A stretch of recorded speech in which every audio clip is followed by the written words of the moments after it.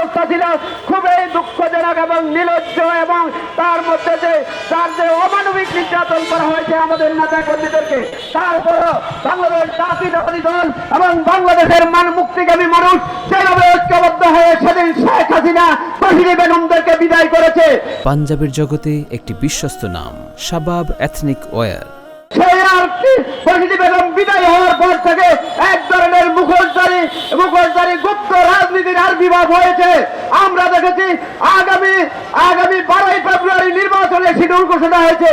সেই নির্বাচনকে নিয়ে যেভাবে ষড়যন্ত্র শুরু হয়েছে, নির্বাচনকে নিয়ে প্রতিবন্ধকতা সৃষ্টি হয়েছে, নির্বাচনকে বাধাগ্রস্ত করার জন্য এক শ্রেণীর যাদের পায়ের তলা মাটি নেই, যাদের মেম্বার হওয়ার যোগ্যতা নেই, চেয়ারম্যান হওয়ার যোগ্যতা নেই, তারা এখন জাতীয় রাজনীতিতে নাক গলাচ্ছে।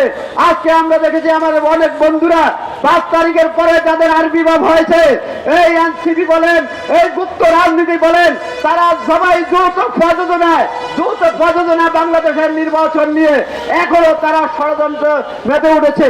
এবং আমরা বলতে বিএনপির ভারপ্রাপ্ত চেয়ারম্যান, বর্তমান চেয়ারম্যান তারেক রহমানকে নিয়ে যেভাবে প্রপাগান্ডা, তারেক রহমানের বিরুদ্ধে যেভাবে অশালীন মন্তব্য এবং তারেক রহমানকে নিয়ে যেভাবে স্লোগান করেছে, কোনো ষড়যন্ত্র, কোনো প্রপাগান্ডা, কোনো প্রতির কাজও আসে না। ইনশাআল্লাহ আমরা বলতে চাই, আমরা শহীদ রাষ্ট্রপতি জিয়াউর রহমানের আদর্শ বেগম খালেদা জিয়াকে অনুকরণ করে আগামী দিনে আমাদের পথ চলা অব্যাহত থাকবে। এবং তারেক রহমানের নেতৃত্বে বাংলাদেশের মানুষ যে তাদের ভোট অধিকার নিশ্চিত করবে এবং সংখ্যাগরিষ্ঠ অর্জনের মাধ্যমে এই সব ষড়যন্ত্র, এই সব খুচরা পার্টিদের কোথায় হারিয়ে যাবে, তখন তাদের জামানত থাকবে না। আজকে আমরা দেখেছি রাজনৈতিক নেতাদেরকে নিয়ে অনেকভাবে কিছু বেয়াদব অসভ্য আচরণ করছে। সেই বেয়াদব অসভ্য আচরণ থেকে বিরত থাকুন, না হলে আপনাদের পিঠের চামড়া থাকবে না।